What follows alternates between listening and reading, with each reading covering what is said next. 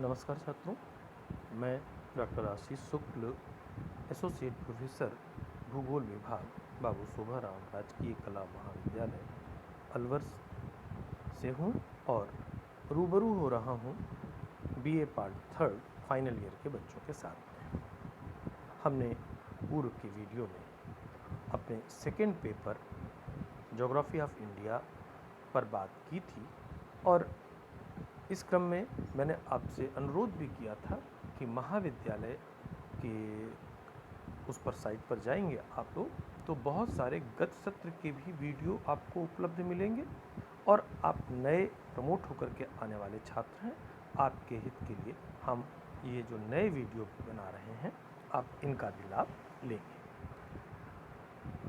भारत के संदर्भ में कल के वीडियो में हमने स्थिति और विस्तार पर आपसे बात साझा की थी। आइए इस बात को आगे बढ़ाते हैं। भारत प्राचीन राष्ट्र है, अब स्थिति के हिसाब से अपनी एक विशिष्टता रखता है। किसी भी क्षेत्र की अब स्थिति उसकी सराउंडिंग्स के आधार पर निर्धारित होती है और वही उसकी विशिष्टता का आधार है।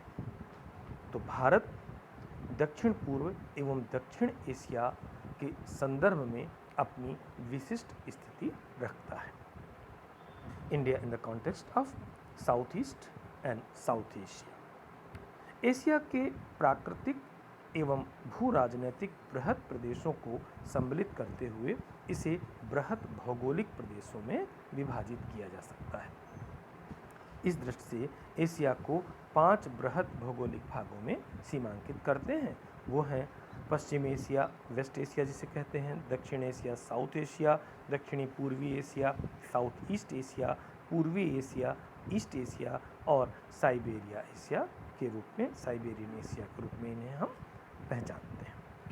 आइए बात करते हैं साउथ एशिया, दक्षिण एशिया की। दक्षिण एशिया में भारत, पाकिस्तान, बांग्लादेश, श्रीलंका, नेपाल और भूटान देश सम्मिलित हैं। ये प्रदेश हिंद महासागर की ओर उन्मुख है। ये प्रदेश मानसूनी जलवायु का क्षेत्र है, अतः यहाँ का संपूर्ण क्षेत्र प्राकृतिक एवं आर्थिक दृष्टि से मानसूनी जलवायु से प्रभावित है। ब्रिटेन के औपनिवेशिक शासन से प्रत्यक्ष रूप से जुड़े रहने के कारण स्वतंत्रता प्राप्ति के पश्चात इस प्रदेश के सभी राष्ट्र आर्थिक विकास के लिए प्रयत्नशील हैं। कृषि इन देशों के अर्थतंत्र का मेरुदंड है, प्रमुख आधार है। कृषि के व्यापारीकरण एवं औद्योगिकरण इस प्रदेश के सभी राष्ट्र प्रयत्नशील हैं उस क्रम में। तथापि स्वतंत्रता प्राप्ति के पश्चात इस प्रदेश के राष्ट्रों में तीव्र गति से विकास हो रहा है, लेकिन कुछ कारणों से तनाव भी है। सांस्कृतिक दृष्टि से इस प्रदेश में हिंदू, मुस्लिम, सिख, ईसाई, बौद्ध, जैन आदि धर्म एवं संस्कृति का समागम है। दक्षिण एशिया के इन 8 राष्ट्रों में भारत क्षेत्रफल, जनसंख्या, कृषि, उद्योग धंधे, परिवहन, संचार एवं अर्थव्यवस्था की दृष्टि से अग्रणी है। दक्षिणी पूर्वी एशिया का जो स्वरूप है उसमें प्राचीन काल से ही इन देशों के साथ में जो अभी मैंने नाम बताए आपको, भारत के अच्छे मैत्रीपूर्ण संबंध रहे हैं। भारत तथा इन देशों के बीच बहुत सी भौतिक, राजनीतिक, सामाजिक तथा आर्थिक समानताएं भी हैं। भारत की भांति ये सभी देश भी एशिया महाद्वीप की अभिन्न अंग होने के साथ में अपने विकास के क्रम में हैं।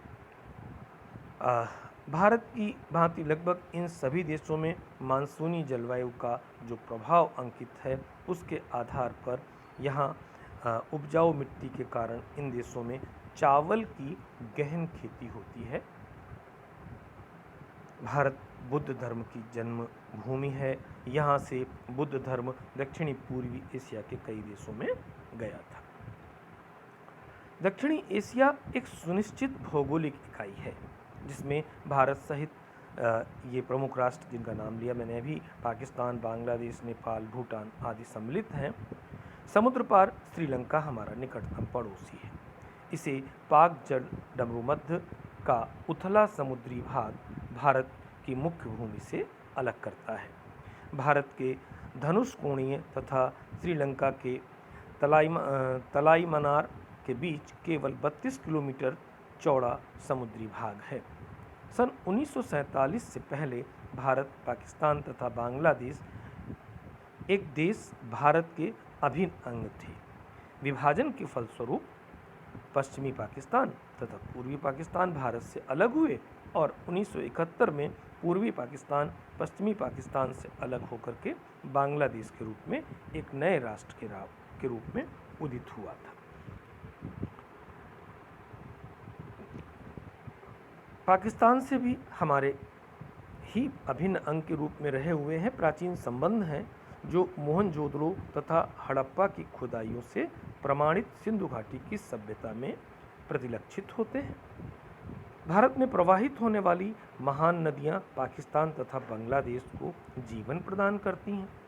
सिंधु नदी भारत में प्रवाहित होने के पश्चात पाकिस्तान में उपजाऊ मैदान का निर्माण करती है तथा कराची के निकट अरब सागर में डेल्टा बनाती है और गिरती है समुद्र में। यहाँ एक सकरा डेल्टा है जिसकी चौड़ाई केवल 160 किलोमीटर है, परंतु इसकी लंबाई अपेक्षाकृत अधिक है। चिनाब की पहाड़ियों से समुद्र तक लगभग 960 किलोमीटर की लंबाई है।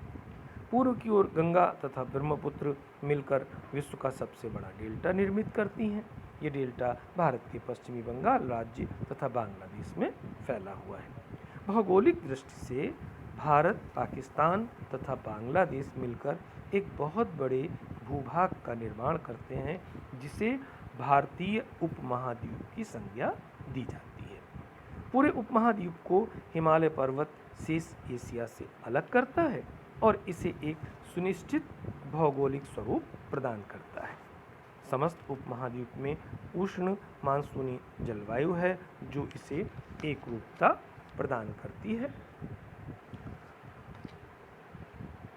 हमारे पड़ोसी जो विभाजन के पश्चात पाकिस्तान के साथ में जो राजनीतिक संबंध हैं, उनका एक थोड़ा तनावपूर्ण स्थिति है।